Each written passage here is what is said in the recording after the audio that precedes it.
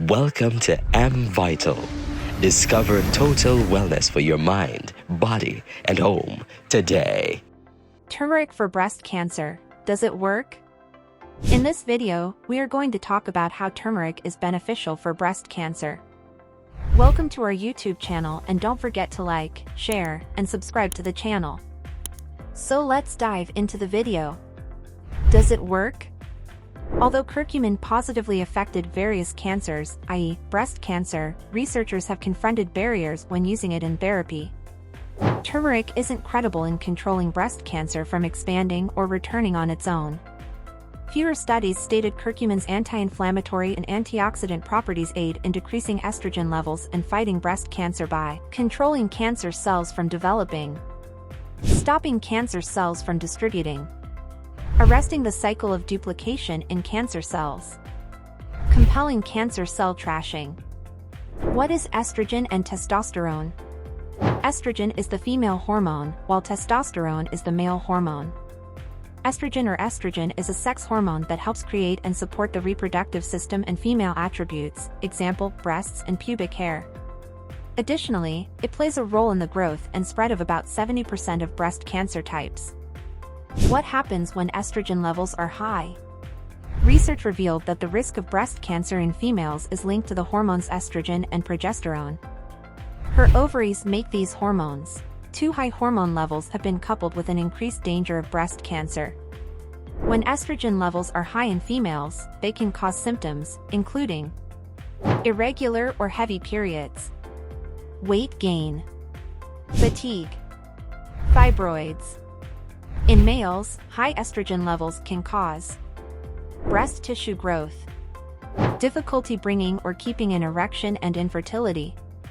Men's bodies make estradiol, a form of estrogen, a byproduct of the breakdown of the testosterone hormone. How to use it? Curcumin is not soluble in water, only in fat. That is why it's finest to unite turmeric with healthy oils, example extra virgin olive or coconut oil. Combining turmeric curcumin with adequate nutrients such as fish oil, olive or coconut oil, or black pepper to reap anti-cancer effects and better absorption in your body.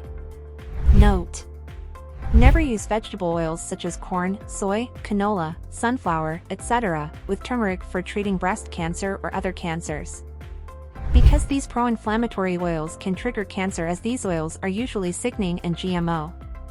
WHO on food additives determined that curcumin's dietary intake should be 1.4 mg per pound, 3 mg per kilogram, per day.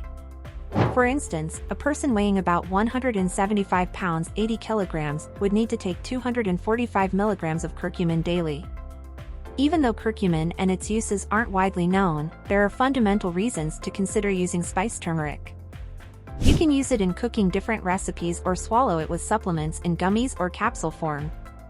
People experiencing chemotherapy should talk to their doctor before using turmeric or curcumin for cancer. Taking turmeric may drive your blood sugar to drop dangerously down. The spice can also boost the impact of blood-thinning medicines, increasing your chance of bleeding. Using turmeric for an extended period may provoke ulcers. This is due to the accumulation of stomach acid. Most people endure turmeric and curcumin satisfactorily. When picking turmeric or curcumin byproducts, confirm the ingredient list has black pepper or piperine. You can also omit turmeric and use curcumin supplements. Turmeric is obtainable in the following forms, e.g. turmeric tea/golden turmeric milk, powder, extracts, capsules. Other ways to overcome the risks of cancer. You can't fully control any cancer, but you can decrease your risk of growing breast cancer by keeping a healthy weight, mammogram screening once a year, taking a balanced diet, avoiding or restricting alcohol, breastfeeding, sidestepping hormonal treatment after menopause. In the case of inherited breast cancer, a doctor can help you take steps to control breast cancer by suggesting the following: breast cancer screening, gene testing and counseling, prescriptions to reduce the risk, prophylactic, preventive surgery, removal of an organ before it grows cancer.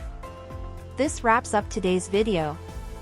Thanks for watching, and if you like the video, give us big thumbs and subscribe to the channel.